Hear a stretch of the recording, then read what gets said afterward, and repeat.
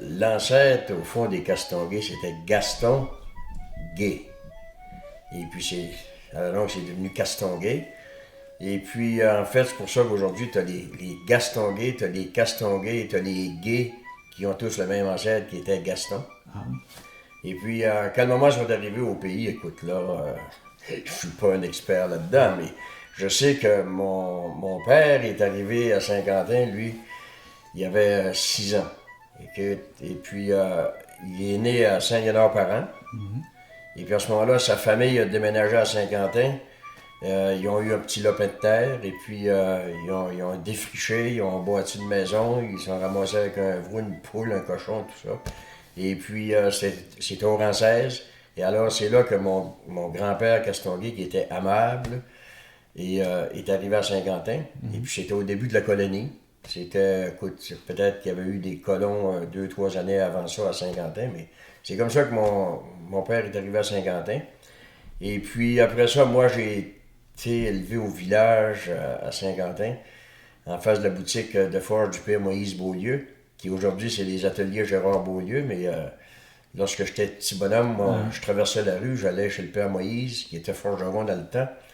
Et puis, c'est moi qui tournais le feu de forge à 4 ans, puis le père Moïse disait « Je vais faire de toi un forgeron ». Et finalement, j'ai fait un médecin, mais j'ai quand même eu du plaisir à aller dans l'atelier du père Moïse. Mon père était cuisinier dans les chantiers. Et puis, j'ai travaillé 2 étés à Blackbrook, comme cookie, on appelait. Oui.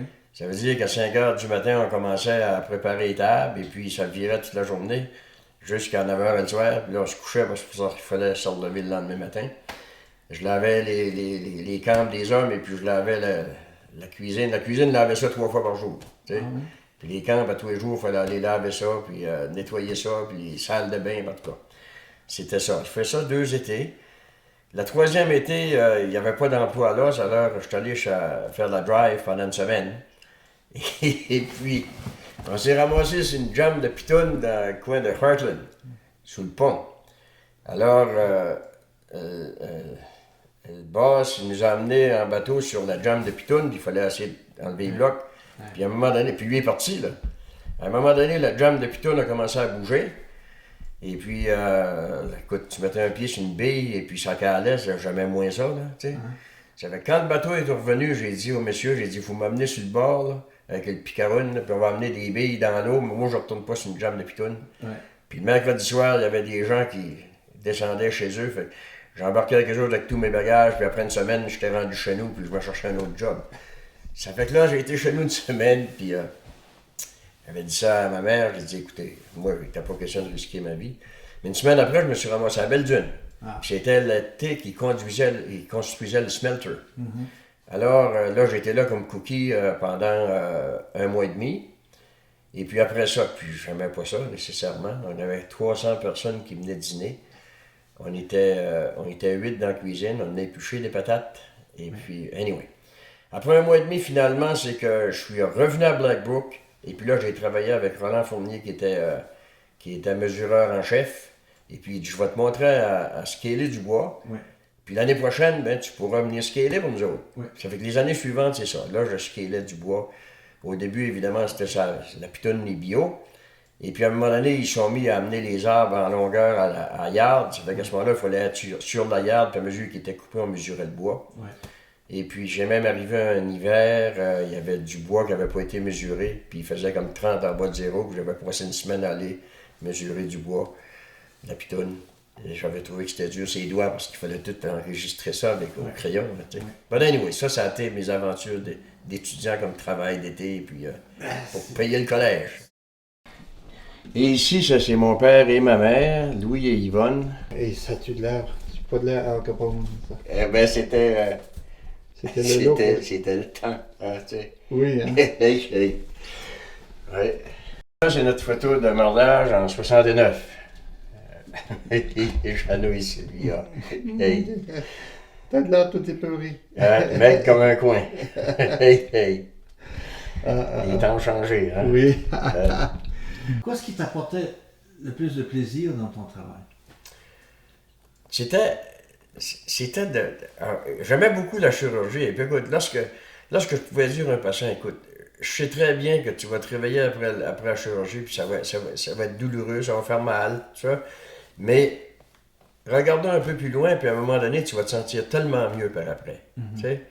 La plaie va guérir, les douleurs physiques vont s'en aller, mais les problèmes chroniques que tu avais, qui duraient depuis longtemps, ou la tumeur que je t'ai enlevée, ou l'intestin qui était malade, ou l'estomac qui était malade, tu vas te sentir tellement mieux après que tu vas te dire, coudonc, ça valait la peine. Puis moi, c'était ça, c'était de voir, après ça, le patient qui me revenait et me disait, hey doc, merci, c'est vrai que ça fait le mieux, tu sais. Ben, c'était ça, c'était d'aider les gens à avoir une meilleure qualité de vie, finalement. Ouais. Qu'est-ce que tu trouvais le plus difficile? Qu'est-ce qui te faisait plus de peine dans ton métier? Parce qu'on a les deux, il faut vivre avec les deux. C'était de dire à un patient jeune, écoute, la médecine ne peut pas faire plus que ça pour toi. Et puis, écoute, prochain Noël, tu ne seras pas là. Tu sais? Puis là, des fois, tu es au mois d'octobre, des fois, tu es au mois de juillet. Puis dire, écoute, si tu as des choses à dire à tes enfants, puis plus ils étaient jeunes, plus c'était dur.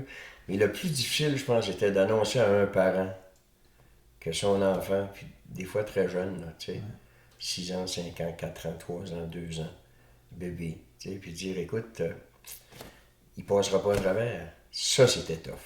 Ça, c'est, tu sais, ça, c'était plus... Tu sais, puis même des fois, là, il fallait que tu t'enlignes là, quelques jours d'avance pour te dire, écoute, à quel moment que je lui dis, là, tu sais. Par contre, c'était de donner leur juste. Je voulais pas donner de faux espoirs aux gens. De dire, écoute, j'ai pas des bonnes nouvelles, tu vas te sentir bien pour un bout de temps, mais écoute, ça va pas durer, là, tu sais. Non, ça, c'est... ça serait encore difficile aujourd'hui.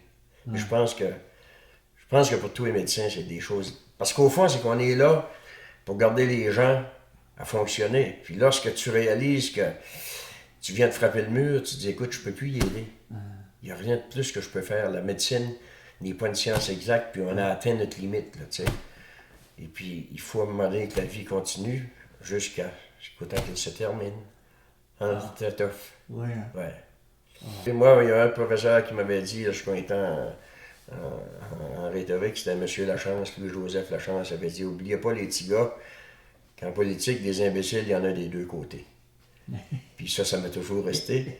C'était vrai dans le temps, puis c'est encore vrai aujourd'hui. Ça fait que des partis purs, ça n'existe pas. Par contre, il y avait quand même des valeurs du côté libéral dans lesquelles je croyais. Et puis, je pense qu'on a une responsabilité comme société d'aider les gens qui en ont le plus de besoin. Et puis, c'est des décisions de société qu'on doit prendre à un moment donné, dire, écoute, on va mettre des sous dans le même panier pour aider les gens qui en ont le plus de besoin. Puis j'y crois encore aujourd'hui, tu sais. J'aime pas payer des taxes, mais d'un autre côté, je me dis, écoute, c'est une des responsabilités que j'ai comme citoyen. Si je suis plus fortuné, il faut que j'aide celui qui est moins fortuné. Oui. Mais ça, c'est une décision que chacun doit prendre. Puis, tu as été élu. J'ai été élu, imagine-toi. Oui. Tu te présentais contre qui? C'était Jean Dubé. Jean Dubé, qui était à ce moment-là avec le Parti conservateur. Jean Dubé de Carleton. OK, oui. Et puis, écoute, moi, c'est sûr que dans le Madawaska, j'étais plus connu, dans le Restigouche moins, mais sauf à Saint-Quentin-Kedgewick, les gens me connaissaient un peu.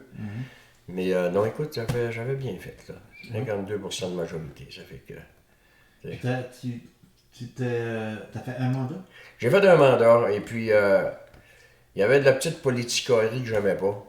Et puis j'ai dit non, ça, j'ai pas besoin de ça, je me représente pas. Tu sais?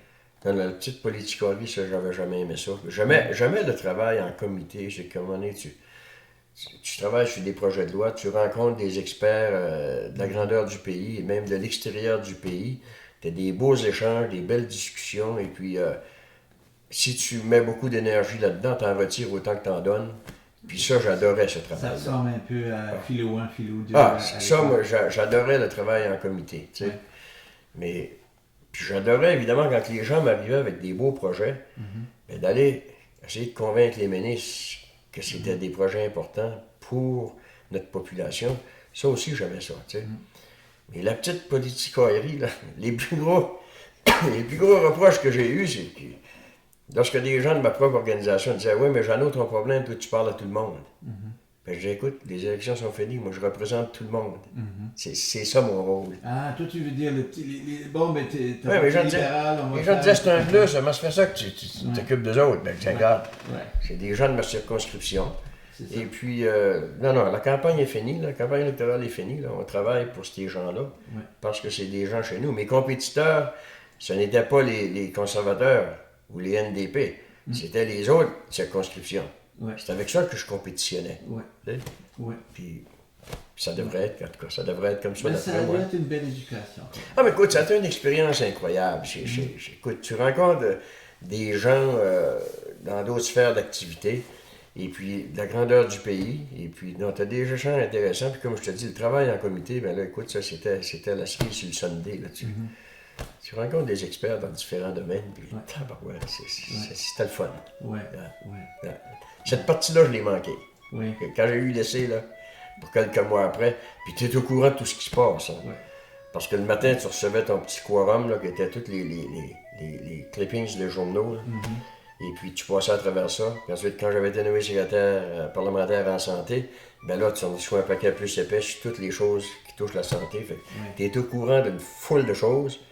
Puis tout d'un coup, quand tu arrêtes, pour 6 mois, là, je disais, tabouin, je sais plus ce qui se passe. Tu es capable d'échanger. Ouais, plus au courant. Tu sais plus ce qui se passe. Ouais. C'est pas une bulletin de nouvelles, mais écoute, ça en couvre rien que so much. Là. Ah. En tout cas, but anyway. Mais Non, écoute, mais- belle expérience. Ouais. J'ai eu du plaisir à faire ça. Ouais. Et puis, j'ai encore du plaisir à vivre aujourd'hui. Ouais.